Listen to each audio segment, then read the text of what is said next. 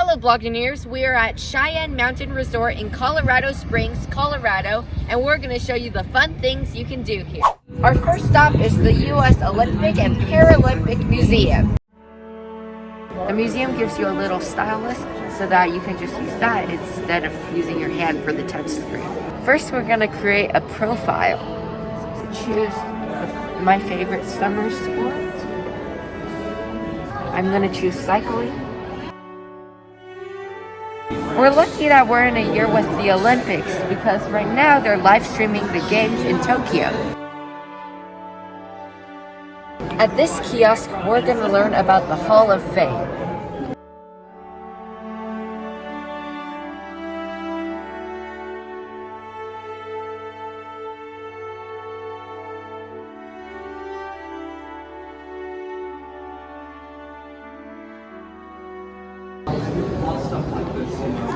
And now we're at the third floor. That was actually a pretty cool elevator ride because I didn't recognize any of the athletes since I'm not into the Olympics that much, but that view of Pikes Peak was pretty cool, especially if it wasn't cloudy too. This is an exhibit on ancient Greece where the Olympics started. The first Olympic event was a 192-meter race in 776 BC. That's before the year 0. This display is on the first modern Olympics, which started in 1896. These are the torches from each of the year's games, and they're not replicas, they're actually the real thing. Oh, 1936 in Berlin, that's right before World War II. This one is Los Angeles, 1984. It's interesting how every Olympic has a different torch. Like this one is all red, it looks like a microphone from Montreal. This red one is from 2008 Beijing because red is good luck in China. So for 2020 Olympics, they haven't brought the torch back. And they have 2 empty spots. The Winter Olympics in 2022 will go to Beijing and Paris for 2024. And then down the line in 2028, it'll be Los Angeles. So I was just wondering why the US gets to keep all the Olympic torches. And I found out that each Olympic game has many torches, like thousands of them, not just one. The Olympics for Barcelona, as we watch, it's interesting that they had a Paralympian, but you'll notice he has his torch right here in his hand. Now, as he moves forward, you're going to see how he's leaning forward to, like the next torch? That's how So there's not just one torch that you hand to the next person. Every runner gets their own torch. This is the year that they use an archer.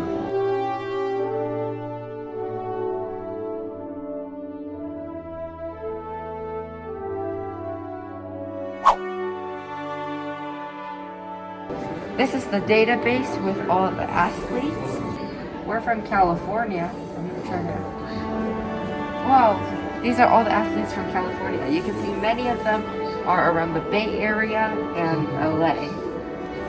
The most medals come from swimming, and they're most represented at Beijing in 2008.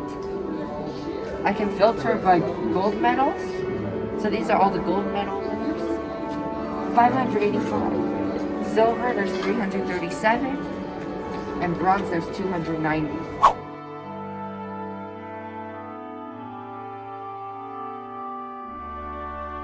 Brother is going to play the bobsled game. Brother's now gonna do the alpine ski.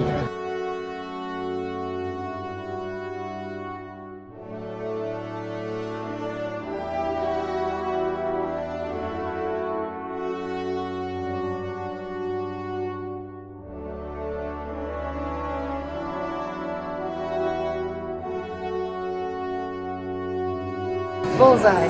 This section is on the Paralympics and it started after World War II. I guess this is one of the wheelchairs they use. It's amazing how people with disabilities are able to compete in these games.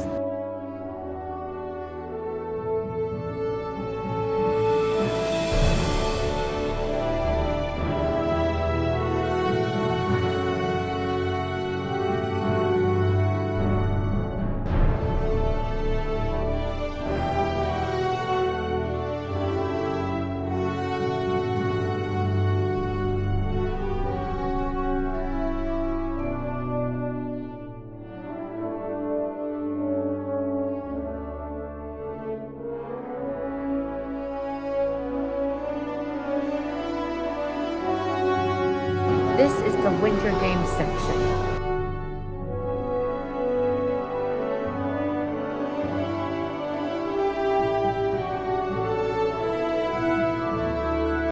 And that is the U.S. Olympic and Paralympic Museum. Brother, what did you think about this place? It was pretty good. I like all the different activities that you can do in the third floor. One thing I really liked about this place is that they showcased all the torches and trophies from each of the Olympic years, because every year is completely different, which I had no idea about. I also liked all the activities, the archery in particular, but the snow ones were also cool. And also I learned that I can run faster than brothers. On to the next stop. Our next stop is the Colorado Springs Pioneer Museum. We're gonna take the 1917 elevator to the top.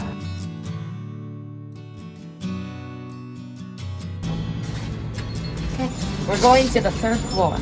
Wow. Old-fashioned Oh wow, this is cool. Okay, get out before someone calls it down. That was cool. I want to ride it again later. This is a court. There's the U.S. and Colorado flags and a bunch of seats. This is Division 4. We were just in Division 1. Oh, this one is a museum. Here are some guns. This is the largest caliber rifle produced by Winchester in the 19th century. That number 6.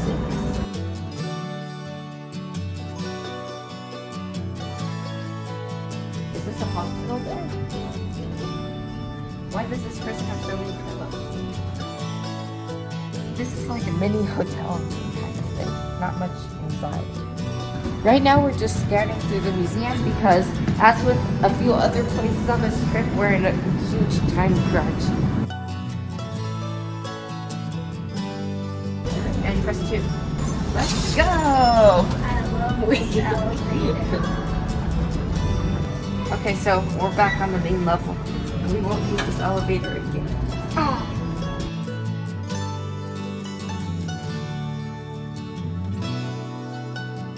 Oh, here's a puzzle. We'll just complete it real quick.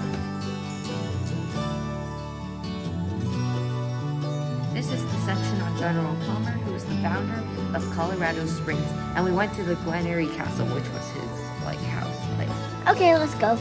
This is the ABC thing, and just like with that museum in Denver, that letters are out of order. Let's see what's here. And it's from military. Look at this sky. That's creepy. This is creepier because look, from this angle it looks like he has his hand out. And then you shift this way, he's doing this. Shift this way, he's what the heck?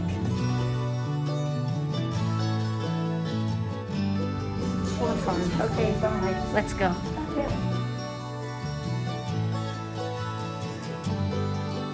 Oh, they have a Colorado City through objects. This is just like the other.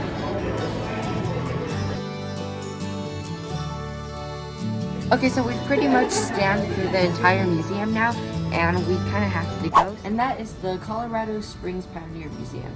Brother, what did you think about this place? It was pretty good. I like that man where if you shift your body, he changes his scary face. And I think the elevator was the coolest part of this museum because it's one of the oldest type of structure things. And now on to the next stop. Now, on to the next stop. Our final stop is Western Museum of Mining and Industry. This is the steam engine, producing 10 horsepower.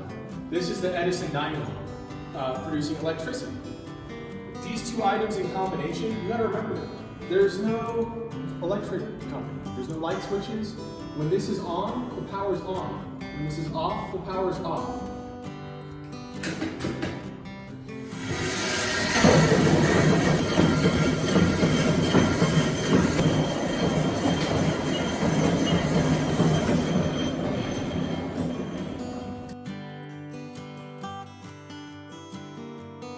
The tour guide is demoing this machine, which was used to generate electricity. And the machine would spin actually 6 to 7 times faster.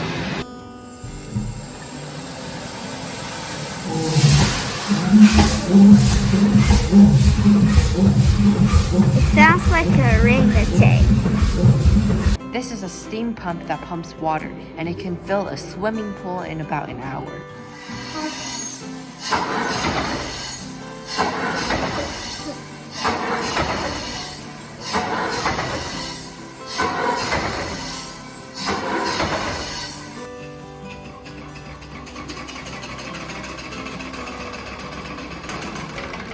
And that would crush the rocks.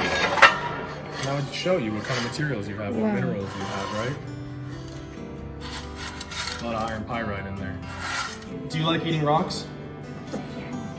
No, you don't like eating rocks. Do you like eating M&Ms? No. You don't like eating M&Ms? Does anybody here like eating M&Ms? All right, well, you guys like eating rocks. And I'll tell you why. Because rutile is the ore of titanium that's used to stamp the M onto the M&Ms. Everything over here is an example of everyday household items that we have that have things in them. Before the hammer drills, they were literally just using a hammer and drill with their hands. So you'd have what's called single jacking, double jacking, and triple jacking. In a single jacking situation, one man has the bit and he has the hammer. He hits it, he rotates it, he hits it, and he rotates it. This machine here runs on air, and it replaced the mules. With one air fill, it's able to go half a mile and pull up to 5 tons. That's 10,000 pounds.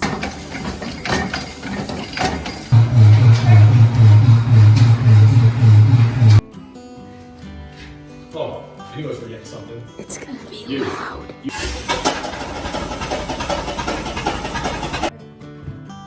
Now we're going inside the mine shaft. He's about to run the drill, which is the loudest thing in this museum.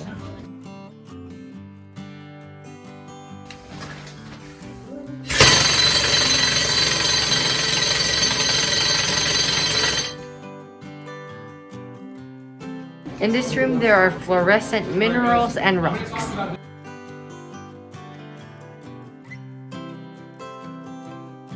Lastly, I'm gonna try panning for gold. So apparently this museum has a relationship with some sort of mine. So then it's like once or twice a year, the mine donates gold so that we can pan for real gold here. They refill this area with new gold like once a week.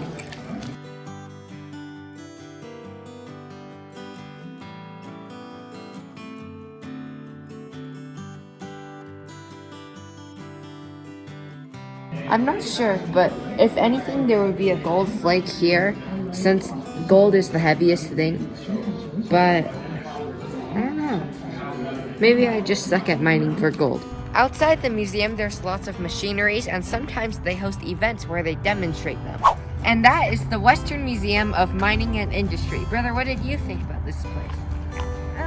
It was pretty good. I like the noisy hoist. The noiseless hoist that was actually noisy. Yeah, I like how on the guided tour, the guide demonstrated a lot of the tools, and he also provided a lot of information on them. The last 2 tools in particular were the most interesting just because they were the loudest. And on the very last one, it was the drill. That was probably the coolest because it was actually drilling, and you could hear that loud noise. We had to cover our ears, but when you do cover your ears, then it's a perfectly fine volume. And just imagine being that miner and having to hear that all day without covering your ears or having headphones. That's it for our day in Colorado Springs. Please hit the subscribe button and stay tuned for more videos. Bye!